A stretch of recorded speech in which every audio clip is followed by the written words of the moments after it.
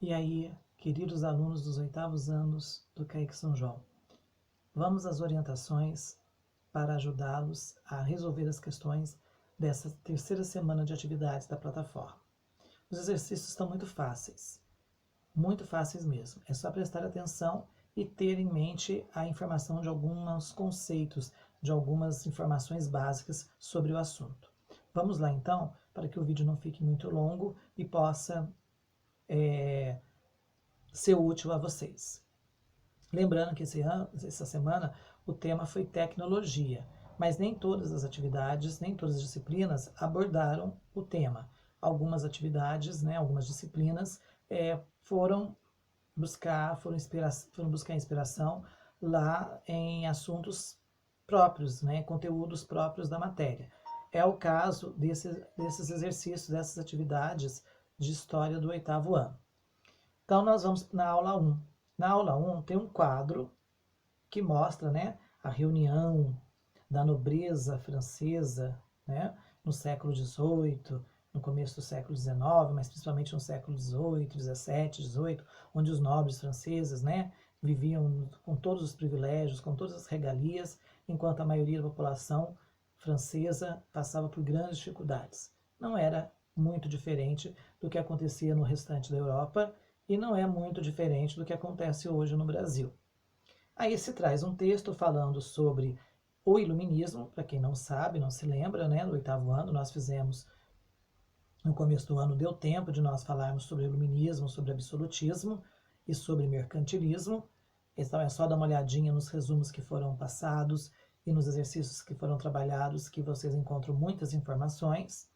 Mas o iluminismo, para quem não se recorda, foi um movimento filosófico, ou seja, um movimento que sugeriu uma série de ideias que pregava, acima de tudo, a liberdade. A liberdade em todos os campos. Liberdade política, liberdade econômica, liberdade de crença religiosa.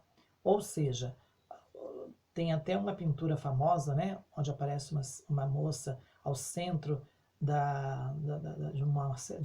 de uma guerra, de uma revolução, com os seios de fora, empenando a bandeira da França, empunhando a bandeira da França, mostrando ali que a mulher tão subjugada, tão humilhada, tão reprimida, ali representava a liberdade, a liberdade representada numa figura feminina com os seios à mostras, mostrando que o iluminismo defendia a liberdade nos todos os aspectos, em todos os sentidos.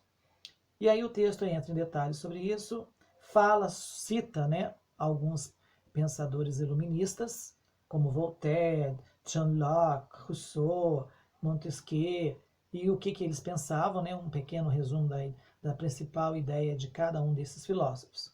Logo abaixo desse texto vem uma imagem da Praça dos Três Poderes, aonde nós encontramos ali o local em Brasília, onde ficam o Palácio do Presidente, onde ficam o Poder Judiciário e também o Poder Legislativo, o Congresso, onde os deputados e senadores trabalham. Essa proposta de dividir o governo em 3 partes, legislativo, executivo e judiciário, é uma proposta iluminista, que foi proposta por um filósofo chamado Montesquieu. Qual era a ideia do Montesquieu? Era evitar o acúmulo de poder nas mãos dos reis. Os reis eram muito autoritários, eram absolutistas, tinham poderes totais, absolutos, sobre todos, sobre tudo. E uma forma de tirar dos reis toda essa responsabilidade, todo esse poder, para eles deixarem de pensarem que eram deuses, divinos e eternos, ele propôs essa ideia. Então vamos dividir o poder. Cada um cumpre sua parte, todos trabalham juntos em harmonia, mas cada um com a sua função. Assim evita o acúmulo de poder. E logo embaixo vem a pergunta: qual das alternativas que ele colocou aqui na questão é falsa? Gente, é falsa aquela que for contra tudo isso que eu falei para vocês. Aquela que for contra o iluminismo, as ideias de liberdade, aquela que for contra a opção que favorecer, que defender o autoritarismo do rei, que falar que os iluministas eram a favor do absolutismo ou antigo regime, como os iluministas passaram a chamar o sistema absolutista.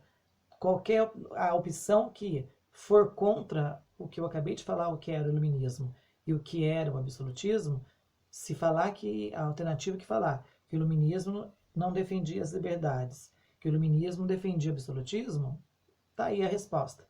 Não tem erro. Leia com atenção que você chega na resposta fácil, fácil, fácil.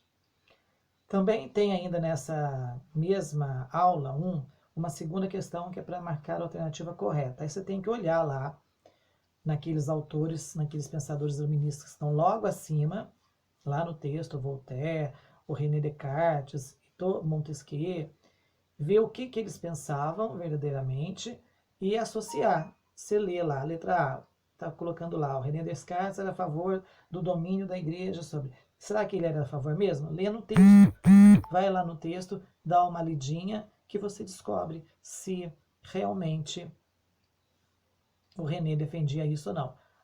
É só olhar o que cada autor defendia e ver se está batendo com as opções que tem ali para você marcar X. A opção que for que bater com a informação que está no texto, não tem erro, é ela. Marca um xão lá e vai ser feliz. A aula 2 traz uma tirinha, e essa tirinha fala sobre, que discute a questão da liberdade de expressão, porque nós vivemos numa democracia. Porém, entretanto, por conseguinte, nós temos que ter muito cuidado, porque não é porque nós vivemos numa democracia, onde você tem o direito de falar, de pensar o que você quer, de pensar de falar o que você pensa, o que você deseja, o que você acha, que você pode também sair por aí falando usar qualquer palavra, usar qualquer termo. A democracia, gente, ela é uma faca de dois gumes, ela corta dos dois lados. Ao mesmo tempo que ela te liberta do autoritarismo, mas ela também te traz muitas dores de cabeça caso você não saiba utilizá-la. Não é porque eu tenho a liberdade de me expressar, de dizer o que eu penso, que eu vou sair por aí xingando, falando palavras, usando termos que podem ser ofensivos, caluniosos, humilhantes, que ferem a moral, a dignidade do outro a quem eu estou me referindo. Então, todo cuidado com as palavras na democracia é muito importante. Porque, do mesmo jeito que eu me sinto no direito de falar um monte de besteira sobre uma pessoa ou sobre algo, essa pessoa também tem o direito de se defender, me processando. Então, o exercício trata sobre isso. E aí, ele pergunta, né, logo abaixo, qual das alternativas que aqui estão dispostas que é verdadeira. Então, meus amigos, lembrando que a Constituição brasileira, a atual Constituição brasileira, que está em vigor desde 1988, ela garante a liberdade de culto, ou seja, você pode seguir a religião que você quiser, com a garantia de que você não vai ser perseguido por nenhum governo, por nenhuma autoridade por causa disso. Você tem liberdade de ir e vir, muitas vezes, né? E essa liberdade tem que ser um pouco controlada, porque vocês estão vendo agora, nós temos um problema de pandemia, onde a gente não pode estar em constante contato. Muitos podem estar alegando, nossa, professor, então está ferindo o meu direito constitucional de ir e vir, de sair de casa a hora e voltar para ela a hora que eu quiser. Só que tem um detalhe, nós estamos vivendo uma questão de saúde pública, na qual a sua presença, a aglomeração de pessoas pode provocar uma doença que leva à morte. Então você tem que ter essa consciência de que ninguém está tirando de você o direito de você ir e vir, mas você tem que saber também utilizar esses direitos.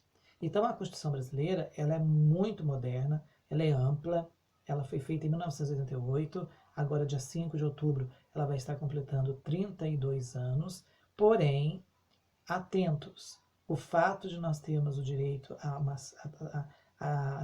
série de liberdades que já eram defendidas lá no século XVIII pelos filósofos iluministas, não quer dizer que eu tenha que usá-las de qualquer jeito. Eu tenho que saber usar essa liberdade. Tá? Liberdade não é sinônimo de bagunça. Então, lendo as alternativas, você vai chegar facilmente a essa resposta. Se a Constituição brasileira ela defende o direito de liberdade, mas sabendo você que essa liberdade tem que ser usada com todo cuidado, com todo critério, para que ela não se torne uma arma contra você, para que ninguém use o que você disse contra você mesmo, que te ataque um processo e te pegue um bom de um dinheiro, você, indo por esse raciocínio, você responde a segunda questão da aula 2 tranquilamente. Eu acho que de história... E aí tem a aula 3, tem mais uma aulinha. A aula 3, ela fala de fake news. Bem, e a pergunta, na verdade, é para a gente saber qual das opções que ele dá lá embaixo que com certeza são fake news. Para me saber se é fake news ou não é, eu tenho que ver a fonte. A fonte é quem publicou. Eu tenho que buscar sempre órgãos que têm credibilidade. Em jornalismo, quando se trata de jornalismo, gente, nós temos que ter em mente o seguinte: a credibilidade é a primeira coisa que um canal de TV, uma empresa de rádio, um jornal, uma revista, um site tem que ter, um blog tem que ter.